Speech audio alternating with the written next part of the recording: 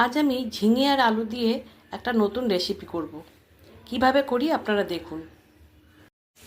সেই জন্য প্রথমেই একটা বড় সাইজের আলু ছোট ছোট করে কেটে কালো জিরা সম্বার দিয়ে আমি ভেজে সাইড করে রেখেছি। এবার ওই তেলেই একটা পেঁয়াজ দিয়ে দিলাম, একটু ভাজা ভাজা হতে থাকুক। সামান্য নুন দিয়ে দিলাম। আলুটা আগেই ভেজে রাখার কারণ হলো ঝিঙেটা তো সেদ্ধ হয়ে যায় তাড়াতাড়ি, ওই জন্য আগে আলুটা ভেজে সাইড করে রাখলাম। পেঁয়াজটা ভাজা হয়ে গেছে, আমি এর মধ্যে আধখানা টমেটো ছোট ছোট করে কেটে দিয়ে দিলাম।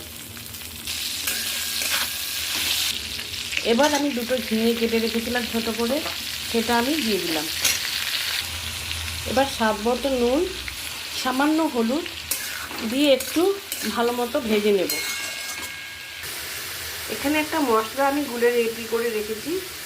সামান্য একটু সর্ষে পাউডার, স্বাদ মতো নুন, মিষ্টি, একটু লঙ্কা গুঁড়ো আর দুটো কাঁচা লঙ্কা। মশলাগুলো জলটাও দিয়ে দিলাম।